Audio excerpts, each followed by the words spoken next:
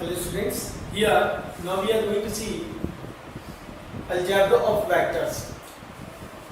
We are going to see algebra of vectors in which first one will be vector addition.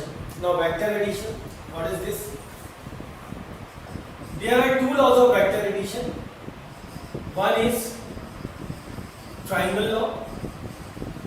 It says that when in triangle law, when we consider two adjacent sides of a triangle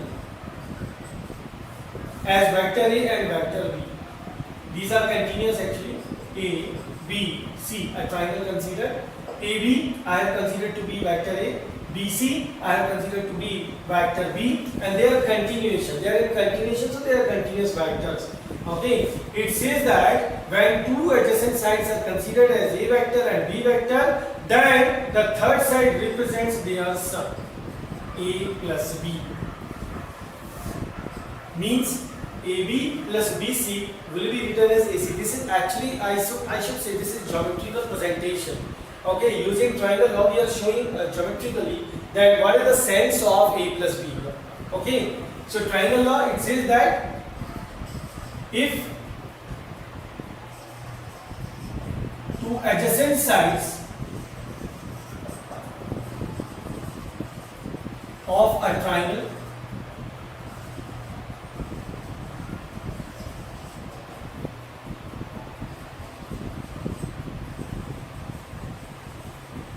are considered as vector A and vector B along them, and we can name also along them, then the third side represents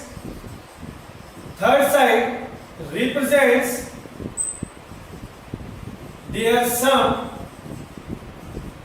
A plus B. But this definition can be made much better by taking the name of the sides of triangle in example.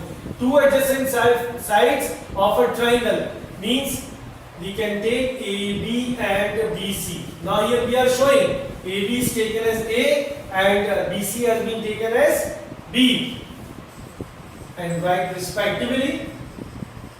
This is insisting now, and A plus B is being shown by AC.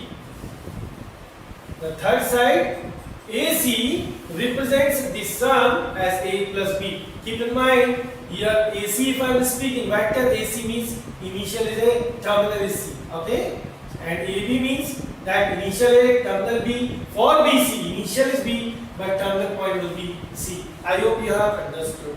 But second law says that, what's that? Parallelogram law.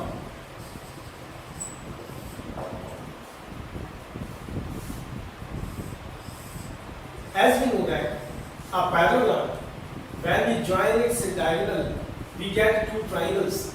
If parallelogram ABCD is given, I see that it is containing two triangles. Now the same theory can be brought down in parallelogram law. What if along AB I take A, BC I consider other vector B, then this diagonal AC represents A plus B. Okay, its theory says that if two vectors are considered along two adjacent sides of a parallelogram,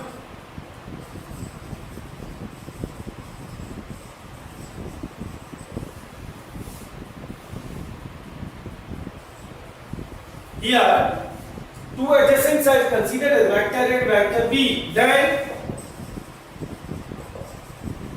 the diagonal represents their sum.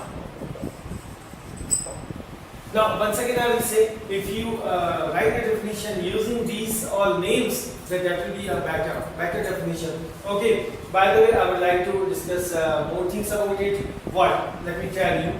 If I consider A, this is as B, this I consider as AC. I have given you directions also. Now, one diagonal AC I have taken as A plus B. We will think of diagonal, other diagonal, either DB or BD. We will see what happens. Now, this is A, AB, this is BC. It's a parallel to AB. So, we can do one thing. We need to take this as B. Think of it. This as B. Because they are parallel. Here I see, I want to actually define AC along with this other two sides also. So here I see that in AC initial point is A, that's why compulsorily I have to take AD. So since it is parallel here, so this will be B exactly. In magnitude also they are same. Next will be DC. Here this BC parallel and equal to AB, that's why this will be taken as A. Now it satisfies the condition. If this I take as AD and this I take as A, so here we find that A plus B is AC, along AC. Okay, now we will see what about other diagonal. If I join it,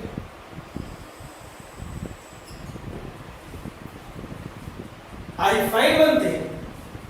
If I take AD vector, I take a diagonal DB, I consider vector along DB, taking D as initial, B as terminal, then their sum by triangle law, you see, AD, then DB, their sum is being represented by AB. Here I can write that AD plus DB, this is AB. So if I write the value of AD as taken B vector, DB as it is AB A vector, then DB vector will be written as A minus B. Therefore, here we have to take DB, so this shows A minus B for sure. If two sides are taken as vector A, vector B, adjacent sides of parallelogram, one diagonal shows A plus B, other will show A minus B or B minus A. Why B minus A? If I go along BD, so that will become B minus A. I hope you have understood. Okay, so this is about some of these two vectors. More things. Recently, I told you about the components of a vector. If I consider A as x1i plus y1j plus z1k, don't forget, these are components, vector and scalar both taken. B as x2i plus y2j plus z2k, then A plus B. A plus B means we add up corresponding scalar components, we solve corresponding scalar components and write them in terms of ijk as x1 plus x2i plus y1 plus y2j plus z1 plus z2k. See, these concepts show us the sense of it, but practically we have to use this thing. Okay, about solution and all, this is the concept. Mathematically we are doing. Similarly, A minus B, this will be x1 minus x2i, y1 minus y2j, z1 minus z2k. Okay, so this will define addition and subtraction of two vectors given here. More things about it.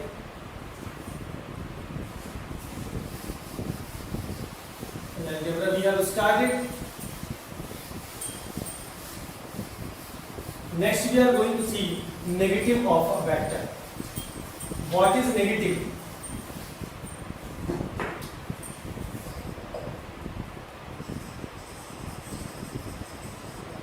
Negative of a vector.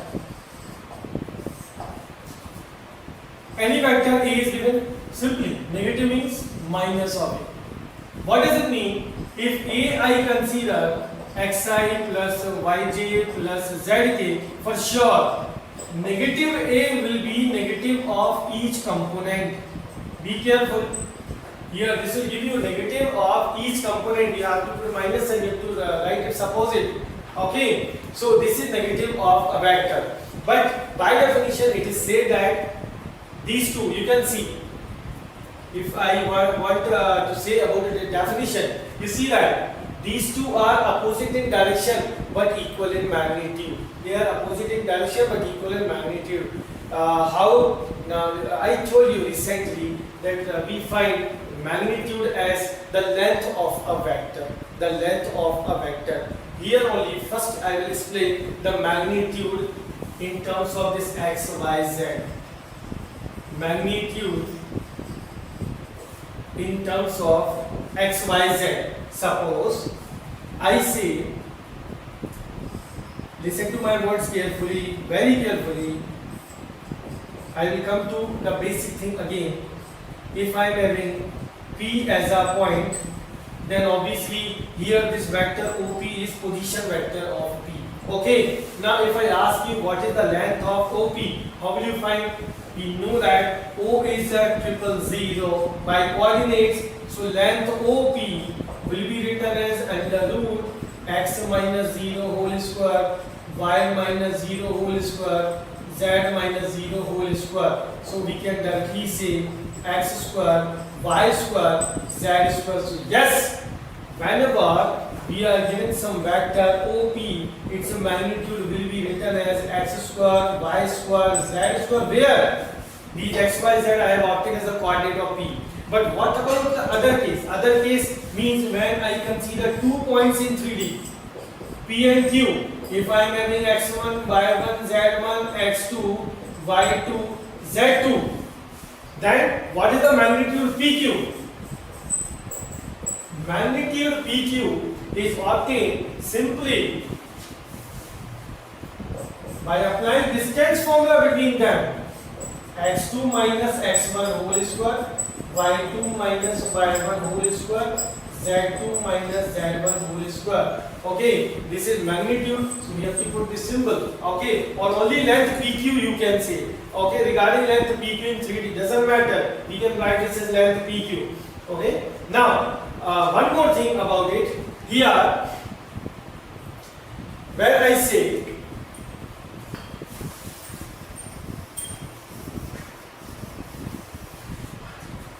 when I say, for example, any vector A is given 2i minus 3j plus 5k.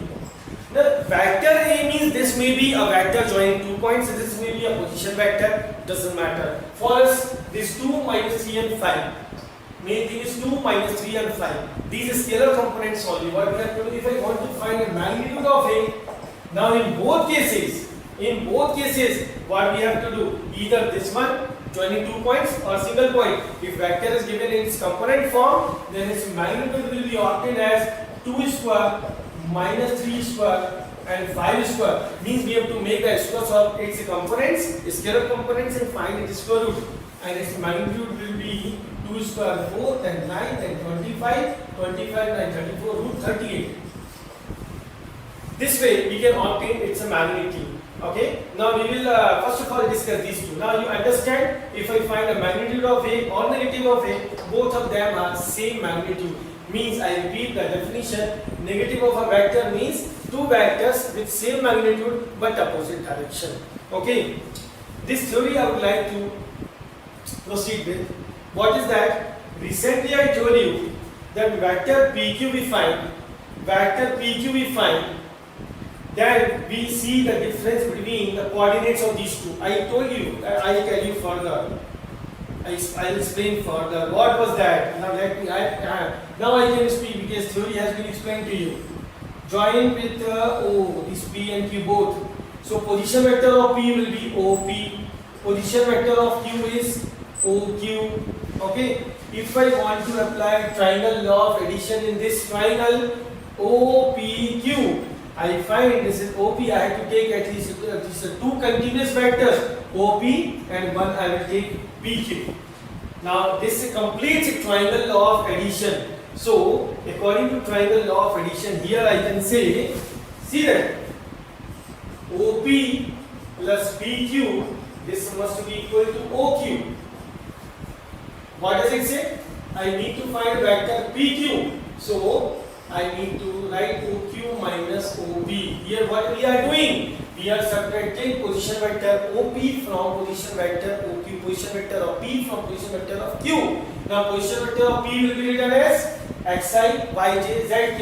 In this condition, x1, y1, z1 with ijk, x1i plus y1j plus z1k. And position vector of Q will be h2i, y2j plus z2k. So this subtraction will take place. Obviously, if I write QP following the same condition, this will be OP first. Why? Because it was Q later, the terminal. So I have taken first.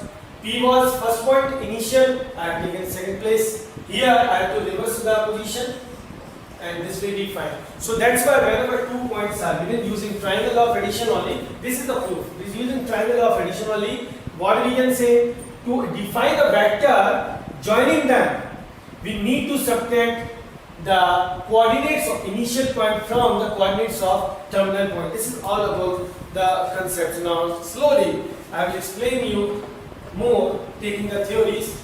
Now this all is done. We are going ahead with more concepts.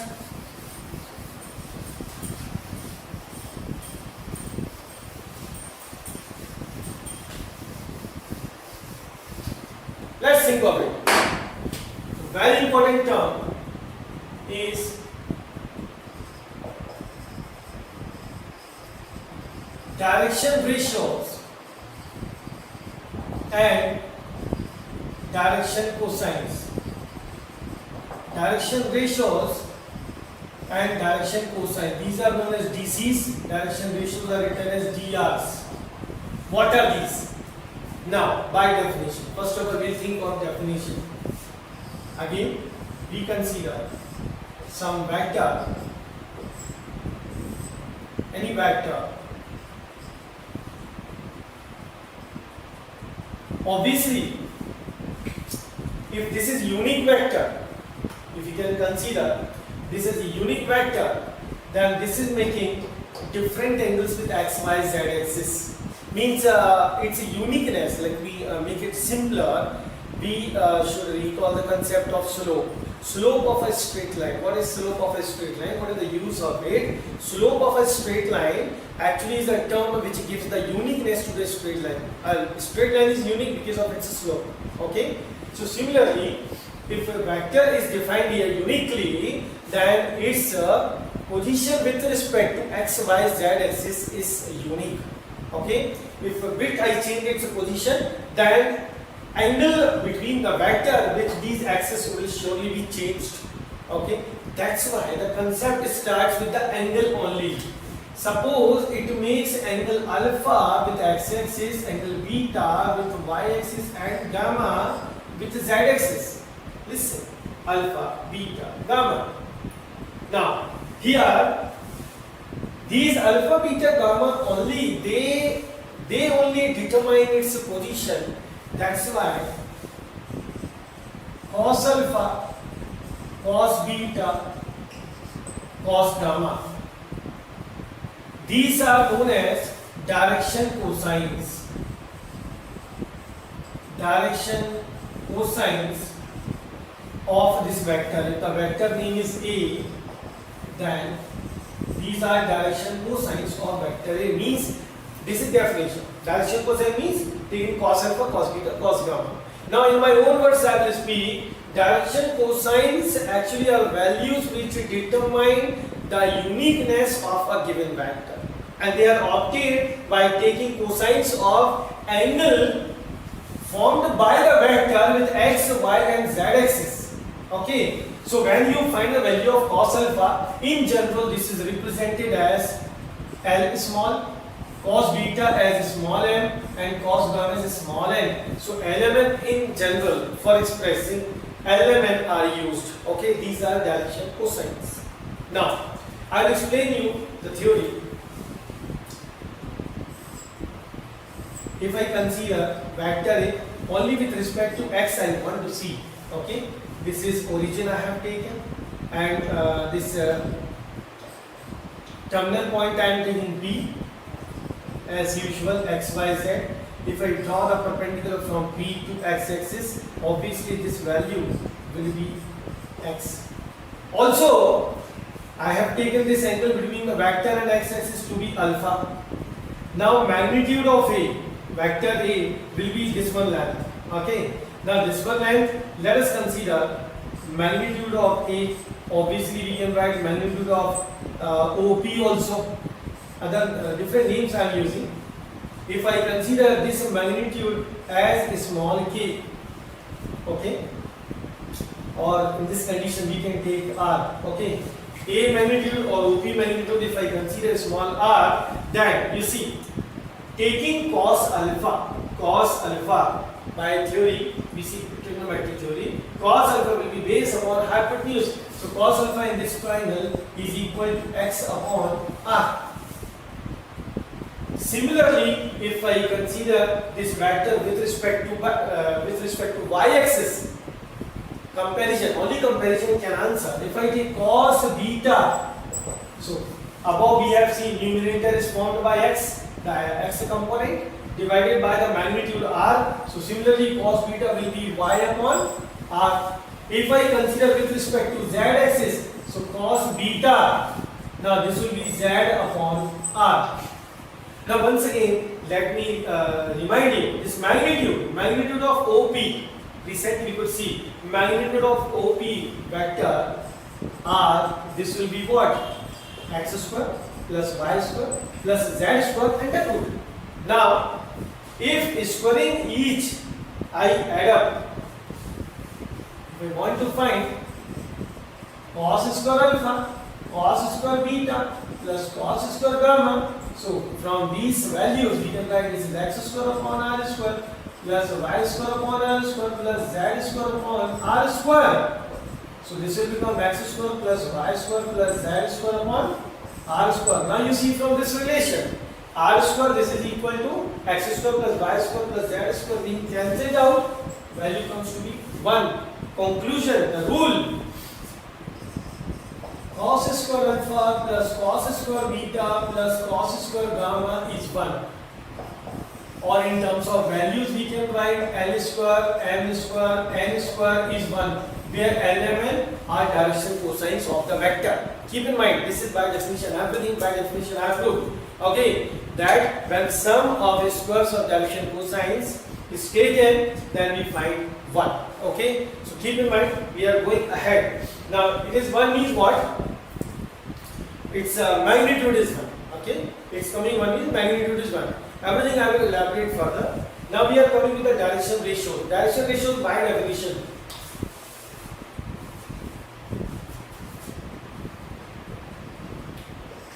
If three values, by definition, if three values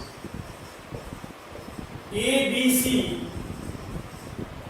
are taken such that these are given, taken or considered such that they are proportional with the direction cosines element. Proportional means L upon A, this is M upon B, this is N upon C. They are proportional with these three. So this is known as, A, B, C are known as direction ratios. A, B, C are direction ratios. Direction ratios of the vector whose element we have taken, whose cosine we have taken. Like these I have taken of this vector A, so these are direction ratios of vector A only. Okay, so this is by definition. These are proportional. Let me tell you what is the meaning of proportional here. If you take the ratio of values L and A, that ratio will be equal to the ratio between M and B and ratio between N and C. Okay, all three ratios are equal. So we say that L and N are proportional to values A, B, C. So A, B, C are said to be direction ratios. Now, I will tell you in my words everything. This maybe we have understood, or maybe for some students it's complicated. Now simply how to bring it down, very simple method. Suppose I consider one vector A as I plus 2j minus 7k. First thing, find its magnitude. Its magnitude will be under root 1 square plus 2 square plus minus 7 square. Solving 49, 53 and 1, 54. It's coming out to be root 54. My question to all of you, root 54, is this 1? Obviously not. It's not equal to 1. Then these components only, what are the components? Scalar components of A. X is 1, Y is 2, Z is minus 7. 1, 2, minus 7. 1, 2, minus 7. These only will be used as direction ratios. These only will be used as direction ratios. Keep in mind what I said. If the magnitude of this vector is not 1, magnitude of this vector is not 1, then these components only will be known as direction ratios. Then what are direction cosines? Rule says that if you find a direction cosines, then the sum of their square must be 1. Sum of their square must be 1 means if I take square root both sides, square root l square plus n square plus n square equal to root 1 means 1. So we can say the magnitude also will remain 1. So what are direction cosines of a vector? Let me tell you. This is just for convenience. You apply equations. I want to find direction cosine of the same vector. So what I will do? See the procedure. For that, again we will see this one. Magnitude 1 means unit vector. We have to convert A in unit vector. You remember, unit vector was what? A divided by its magnitude. I want to define A cap, a unit vector. So this will be A divided by its magnitude. So each scalar component means 1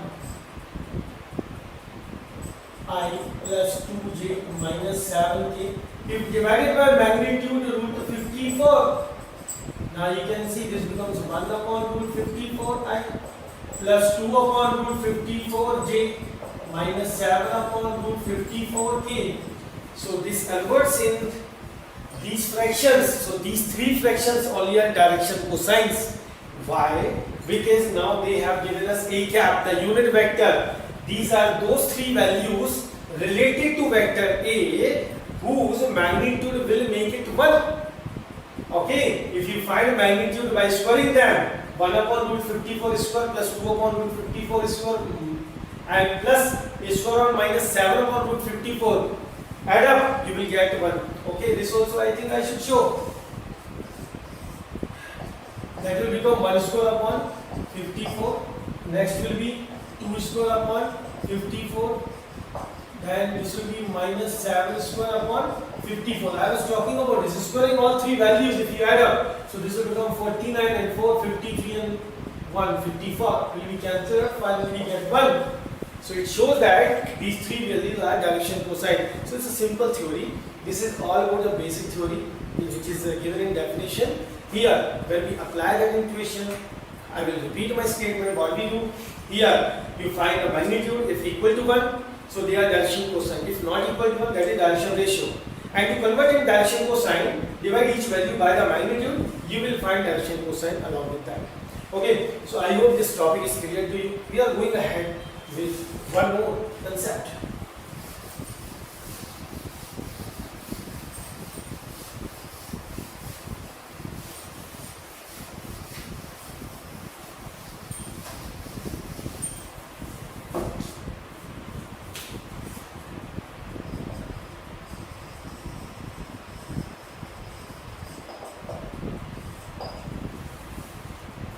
Recently I was talking about collinearity. Collinearity, I said if two vectors A and B are collinear, then we relate them using a scalar or constant lambda, we write A is equal to lambda B. Now what does it mean? I'll tell you, and why this happens, this also we will see.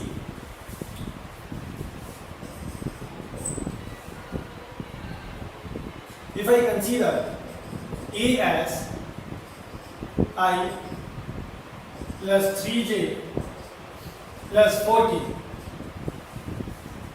listen, I plus 3j plus 4k, okay? Now, I want to find the collinear vectors with A. Collinear vectors with A. How to go ahead? I will repeat the definition of collinear vectors. We need the same direction. Now, same direction means direction is represented by the unit vector along the given vector. Direction of this vector is represented by the unit vector along this vector. Means all those unit vector, all those vectors which are having the same unit vector like A, they are collinear with it. Keep in mind, I'll tell you, unit vector along A is I plus 3j plus 4k divided by magnitude. What is that? 1 square, 3 square, 4 square. It comes 16 and 9, 25, 26. So 1 upon root 26i plus 3 upon root 26j plus 4 upon root 26k. So these three values which we have obtained, these are direction cosines of A. So all those vectors which are having same direction cosines, they are considered to be collinear with A. Okay, so this direction cosine actually now makes everything like A equal to lambda B. I will give you one example so that you understand it better. Suppose B some other vector as 2i plus 6j 8k. Now think of it. Here I see what is unit vector along B. This will be 2i plus 6j plus 8k divided by magnitude of B. Magnitude of B. And magnitude of B, if you obtain, this will be 2 square 4, 6 square 36, 40, 8 square 64. 64 and 40 makes it 104. So we will get magnitude of B as 104 root. Now we see that root 104 is 26 fours are. So when we simplify, you will get 2i upon root 4 will be 2 root 26 plus 6j upon 2 root 26 plus 8k upon 2 root 26. And simplifying, this converts to the unit vector like A only. 1 upon root 26 I plus 3 upon root 26 j plus 4 upon root 26 k. So here it shows that two vectors are collinear if their unit vectors are same. Unit vectors are same, their direction cosines are same, means their directions are same. But every time you can't go to find this direction cosines this way. Okay, you can, but shorten. What is that? You find if the ratio of corresponding components means 1 upon 2, you will find 3 upon 6 and 4 upon 8. All three are equal to one value only, 1 upon 2. Now 1, 3, 4 this represent A, 2, 6, 8 represent B. So A upon B, we can say ratio between them, A upon B, this is equal to 1 by 2 lambda, the scalar. This only gives us A is equal to lambda B. That's why we take collinear or parallel vector as A equal to lambda B. I hope you have understood this much. Thank you. That's all.